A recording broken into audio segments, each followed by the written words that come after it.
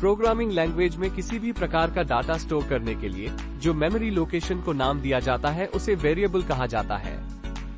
सी language में कई प्रकार के वेरिएबल होते हैं जो डाटा टाइप से अलग अलग होते हैं। सी लैंग्वेज में वेरिएबल डिक्लेरेशन के रूल्स कौन से हैं? एक वेरिएबल की शुरुआत किसी भी नंबर या स्पेशल सिंबल से न हो। दो वेरिएबल में आप किसी भी अल्फाबेट या स्पेशल कैरेक्टर के बाद कोई भी नंबर इस्तेमाल कर सकते हो। तीन वेरिएबल केस सेंसिटिव होते हैं। उदाहरण इंटा, फ्लोट b1, चार नेम 3।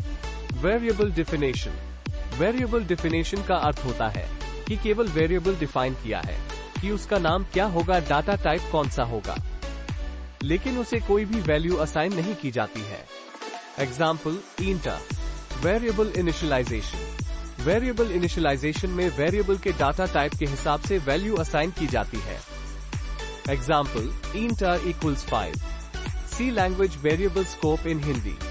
सी लैंग्वेज में तीन प्रकार के वेरिएबल स्कोप होते हैं जो नीचे दिए गए हैं। 1. Local variable scope. जिस वेरिएबल का एक्सेस केवल एक ब्लॉक के अंदर होता है उसे लोकल वेरिएबल कहा जाता है। 2. Global variable. जिस वेरिएबल का एक्सेस पूरे प्रोग्राम के अंदर होता है उसे ग्लोबल वेरिएबल कहा जाता है। नीचे दिए गए एग्जाम्पल से हम ग्लोबल और लोकल वेरिएबल कैसे यूज करते हैं देखते हैं।